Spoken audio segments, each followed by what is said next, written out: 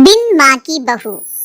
साक्षी के पैदा होते ही उसकी माँ गुजर जाती है, जिसके बाद उसके पिता आलोकनाथ अकेले ही उसका पालन पोषण करते हैं।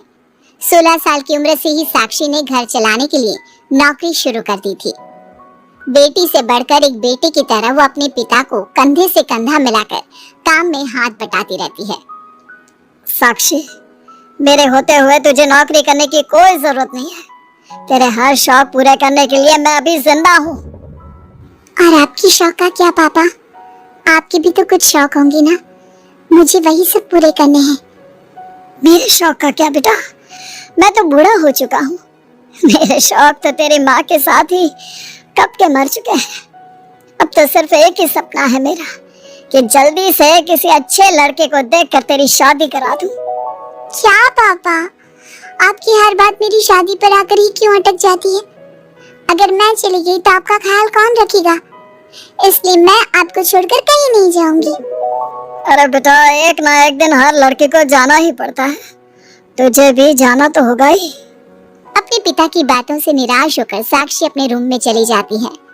पिता से दूर होने के ख्याल से ही वो फूट फूट कर रोने लगती है। कुछ दिनों के बाद, आलोकनाथ जी, हमारी नजर में एक लड़का है। उसके पास बंगला, कार, सब कुछ है। सुना है करोड़पति लोग है वो। आप कहे तो आपकी बेटी के लिए बात करूं? अरे लेकिन हमारे इतने बड़े परिवार में अपनी बेटी ब्याहने की हैसियत नहीं है। उन सब की चिंता मत कीजिए। उन लोगों को दहेज वगैरह कुछ नहीं चाहिए। वो लोग तो सिर्फ अपने परिवार के लिए गुणी और संस्कारों से परिपूर्ण बहू चाहते हैं। अगर ऐसी बात है तो आप उन लोगों से मेरी बेटी के बारे में बात कीजिए। मेरी बेटी में वो सभी गुण हैं जो वो अपने परिवार की बहू के लिए चाहते हैं। इस तरह वो साक्षी का रिश्ता लेकर अर्जुन नाम के लड़के के परिवार के पास जाता है। साक्षी की फोटो देखकर लड़के वाले उसे झट से पसंद कर लेते हैं, जिसके बाद अर्जुन के परिवार वाले साक्षी को देखने उसके घर पहुंचते हैं। आलोकनाथ जी, हमें तो आपकी लड़की फोटो में ही पसंद आ गई, और फिर भाई साहब ने आपकी लड़की की तारीफ भी बहुत की है। अब तो बस आप हमें उससे मिलवा ही दीजिए। साक्षी बिटिया, बाहर आना तो। साक्षी। अपने पिता की आवाज सुनकर साक्षी तुरंत बाहर आ जाती है और एक एक करके सभी के पैर छूती है। आलोकनाथ जी, आपकी बेटी तो सच में बहुत गुणवान और संस्कारी लगती है। बिटिया, क्या क्या शौक है तुम्हारे? पापा, और अपनी जरूरतें पूरी करने के अलावा मेरे और कोई शौक नहीं है। आपने अपनी लड़की को सच में बहुत अच्छे संस्कार दिए हैं भाई साहब। इसे अपने घर की बहू बनाना तो हमारे लिए सौभाग्य की बात होगी। इस तरह सबकी राजी खुशी से अर्जुन और साक्षी की शादी भी हो जाती है। साक्षी की सास उसे एक माँ का भरपूर प्यार देती है और कभी उसे मायके की कमी महसूस नहीं होने देती। साक्षी बेटा, तू आराम कर।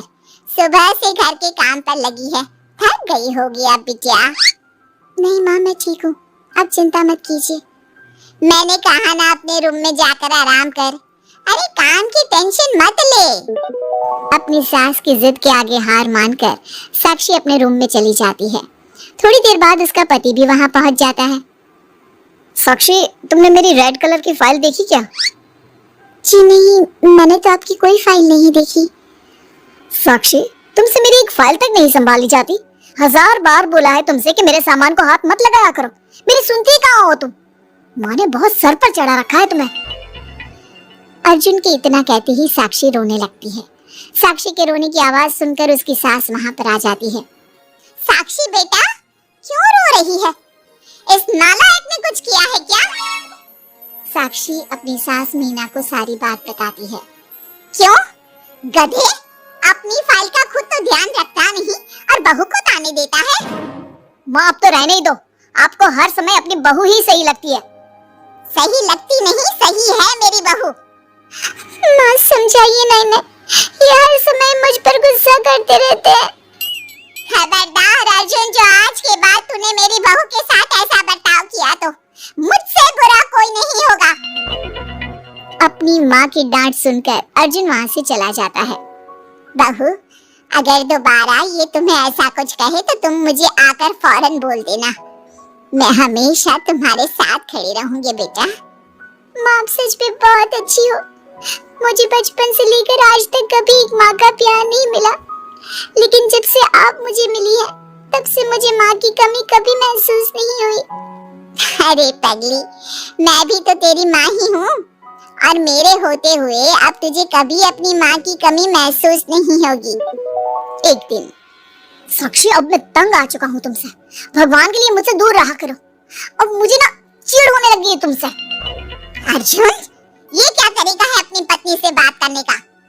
माँ प्लीज, आप रोज रोज इसकी पैरवी करने मत आया कीजिए। अरे क्या हुआ, सुबह सुबह तमाशा क्यों लगा रखा है? पापा, आपको पता है इस साक्षी की वजह से मेरा लैपटॉप खराब हो गया है। ऑफिस का पूरा डाटा इसी में था, और देखिए ना, इसने उसमें चाय गिरा दी। अब मैं अपने बॉस को क्या जवाब दूंगा? माँ, मेरा यकीन कीजिए, मैंने जानबूझकर चाय नहीं गिराई। मैं तो इन्हें दे रही थी चाय, लेकिन इन्होंने ही ठीक से नहीं पकड़ी।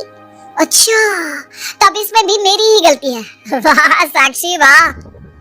अर्जुन, तू बहू पर इतना क्यों भड़क रहा है? अब जो हो गया सो हो गया। सुन लेना ऑफिस में थोड़ी सी डांट। अब अपनी बीवी के लिए इतना तो कर ही सकता है ना तू? मैं आपके लिए दूसरा लैपटॉप ले आऊंगी, आप परेशान मत होइए। कोई जरूरत नहीं है उसकी, मैं खुद ले लूंगा। मेहरबानी करके अब मेरे सामान से दूर रहना। इतना कहकर अर्जुन वहां से चला जाता है, जिसके बाद साक्षी फूट फूट कर रोने लगती है। चुप हो जा बेटा, उसकी बातों का बुरा मत माना कर। अरे वो तो पागल है। मीना के इतना कहते ही साक्षी उसे कसकर गले लगा लेती है। माँ, आप नहीं होती तो मेरा क्या होता? मैं बहुत भाग्यशाली हूँ जो भगवान ने मुझे सास के रूप में मेरी माँ लौटा दी है। बेटा, जीवन में ये सब चलता ही रहता है, ऐसी बातों को दिल पर नहीं लगाना चाहिए। चल अब अपने आंसू पोंछ और मेरे साथ काम में हाथ बटा। इतना बोलते ही मीना रसोई की तरफ चल देती है। साक्षी भी अपनी सास के पीछे चल देती है और सभी बातों को भूलते हुए खुशी खुशी काम पर लग जाती है। मन ही मन साक्षी अपनी सास को हर जन्म में अपनी माँ के रूप में मांगने के लिए भगवान से प्रार्थना करती रहती है। ऐसे ही दिन बीतते रहते हैं। मीना हर समय ढाल बनकर अपनी बहू के लिए खड़ी रहती। तभी एक दिन पड़ोसी। मीना, तूने अपने बेटे के लिए ये कैसी बहू चुनी है जिसकी माँ उसके पैदा होते ही गुजर गई? अरे ये तो कुलक्षणी है। ऐसों के घर का तो पानी भी नहीं पीना चाहिए, और तूने उस घर से लड़की चुन ली। ये सब फालतू बातें हैं, ऐसा कुछ नहीं होता। मीना, तूने उस बिन माँ की बहू को बहुत सर पर चढ़ा कर रखा है। अभी भी वक्त है, संभाल ले उसे। कहीं ऐसा ना हो कि तेरे हाथों से फिसल जाए तेरी बहू। ये तुम लोग क्या बोल रही हो? मेरी बहू बाकी बहू जैसी नहीं है, वो तो कोहिनूर से भी कीमती है मेरे लिए। हमारा काम था तुझे समझाना। बहू को कभी भी बेटे से बढ़कर प्यार नहीं देना चाहिए, वरना उन्हें बिगड़ते देर नहीं लगती। और यहाँ तो तेरी बहू बिन माँ के पली बड़ी है, न जाने उसके बाप ने कैसे संस्कार दिए होंगे उसे। चुप करो तुम लोग, मैं अच्छे से समझती हूँ तुम लोग मुझे मेरी बहू के खिलाफ भड़काना चाहते हो। देख मीना, हम तेरी सहेलियां हैं, तुझे भड़काकर हमें कुछ नहीं मिलने वाला, लेकिन बहू को इतना सर पर चढ़ाना ठीक नहीं। हमारा काम तो सिर्फ तुझे आगाह करने का था, बाकी मानना न मानना तेरी मर्जी। चल मीना, अब हम लोग चलते हैं, तू अपना ध्यान रखियो। इतना बोलकर सभी लोग वहां से चले जाते हैं, जिसके बाद मीना घंटों तक सोच में डूब जाती है और अपने बहू के प्रति इतनी सारी बातें सुनकर कहीं ना कहीं उसके मन में भी साक्षी के लिए हीन भावना जन्म लेती है। तभी वहां पर साक्षी भी आ जाती है। माँ जी, ये लीजिए चाय। रख दे और जा। क्या हुआ माँ जी, आप कुछ उखड़ी उखड़ी सी लग रही हैं। कहाँ ना जा यहाँ से, एक बार में तुझे सुनाई नहीं देता क्या? अपनी सास का बदला सा व्यवहार देख साक्षी तुरंत वहां से चली जाती है। अगले दिन, बहू, आ बहू, कहाँ चली गई? साक्षी! जी माँ जी। ये क्या, घर इतना गंदा कैसे हो रखा है? कभी हाथ पैर भी मार लिया कर इधर उधर, वैसे तो सारा दिन घर में नाचती रहती है। मैं अभी पूरा घर अच्छे से साफ कर देती हूँ माँ जी। एक हाथ में झाड़ू और दूसरे हाथ में बाल्टी लिए साक्षी चुपचाप घर के कामों में लग जाती है। शाम में, साक्षी, ऑफिस में मेरी कल बहुत जरूरी मीटिंग है, मेरे कुछ कपड़े प्रेस कर दो, मुझे कल जल्दी निकलना है। जी, अभी कर देती हूँ। साक्षी अर्जुन के कपड़े प्रेस कर ही रही होती है, तभी उसके ससुर उसे आवाज लगा देते हैं, जिस पर वो भागते हुए उनके पास जाती है। और थोड़ी देर बाद जब रूम में आती है तो वो देखती है कि अर्जुन के कपड़े बुरी तरह से जल चुके थे। मैंने कहा था ना तुमसे कि कल ऑफिस के मीटिंग में मुझे यही कपड़े पहनने हैं, उसके बाद भी तुमने मेरे कपड़े जला दिए। मुझे माफ कर दीजिए, मुझसे गलती हो गई। ये कोई छोटी मोटी गलती नहीं है, समझ में आ रहा है तुम्हें? शोर की आवाज सुनकर अभय और मीना भी वहां पहुंच जाते हैं। क्या हुआ, तुम दोनों लड़ क्यों रहे हो?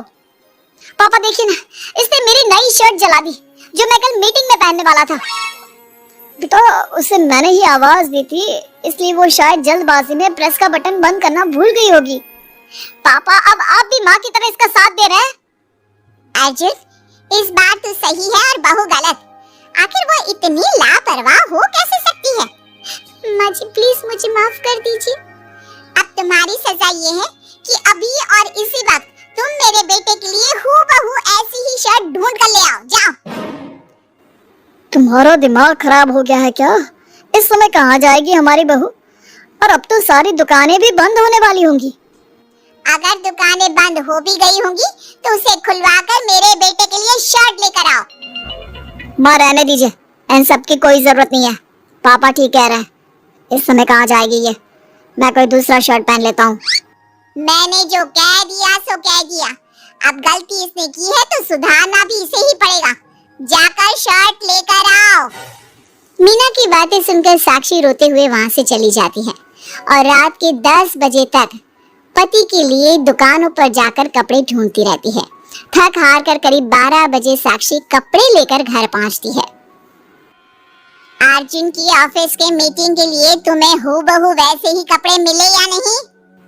ये रहे कपड़े मम्मी जी।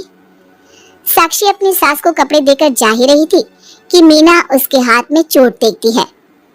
ये चोट कैसे लगी तुझे? पता नहीं, जल्दबाजी में शायद किसी चीज से लग गई होगी। इतनी बड़ी हो गई हो, अब अपना ध्यान रखना कब सीखोगी? आप तो जानती ही हैं माँ, मैं बिन माँ की पली बड़ी हूँ।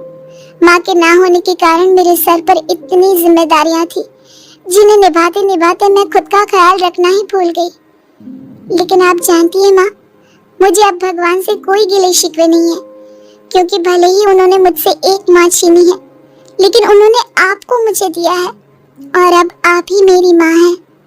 इतना कहकर साक्षी माँ से चली जाती है। साक्षी की बातों को सुनकर मीना को भी अपने कहे और अपनी गलतियों पर पछतावा होने लगता है, इसलिए वो बिना खाए पिए ही सो जाती है। अगले दिन, माँ जी कल का सारा खाना तो ऐसे ही पड़ा है, आपने अच्छे से खाना नहीं खाया था क्या? मुझे भूख नहीं थी कल। साक्षी अपनी सास के दर्द को समझ जाती है और उसका हाथ पकड़ते हुए कहती है, चलिए माँ जी, मैंने आपके लिए आपकी फेवरेट छोले भटूरे बनाए हैं। आपने कल रात से कुछ नहीं खाया था ना, इसलिए सुबह उठते ही मैंने पहले आपके लिए खाना बनाया है। खाना तो तूने भी नहीं खाया होगा ना, चल जाकर पहले तू खा ले। माँ जी, क्या हम साथ बैठकर खाना नहीं खा सकते प्लीज? बहुत दिन हो गए हैं। साक्षी के इस तरह बोलने से मीना का दिल पिघल जाता है और वो मान जाती है। साक्षी मीना के लिए खाना लगाती है, जिसका पहला निवाला मीना अपनी बहू को खिलाती है। मुझे माफ कर दे बेटा, मैं जानती हूँ पिछले कुछ दिनों से मैंने तुझे बहुत चोट पहुँचाई है, हो सके तो मुझे माफ कर देना। नहीं नहीं माँ जी, आपका पूरा हक है मुझे डांटने का। मुझे आपकी किसी भी बात का कभी बुरा नहीं लगा। अपनी सहेलियों की बातों में आकर मैंने अपने दिल में तेरे लिए नफरत पाल ली थी, लेकिन कल जब तुझे रोते बिलखते देखा तो मेरी ममता फिर से लौट आई। मुझे माफ कर दे बेटा, मैं एक अच्छी सास नहीं बन सकी। किसने कहा आपसे कि आप अच्छी सास नहीं हैं? आप तो वर्ल्ड की बेस्ट सास हो, और सच कहूं उससे भी बढ़कर बेस्ट बेस्ट बेस्ट बेस्ट मेरी माँ हो आप। इतना कहकर साक्षी अपनी सास को गले लगा लेती है और उसके बाद दोनों पहले की ही तरह हंसी खुशी साथ रहने लगते हैं।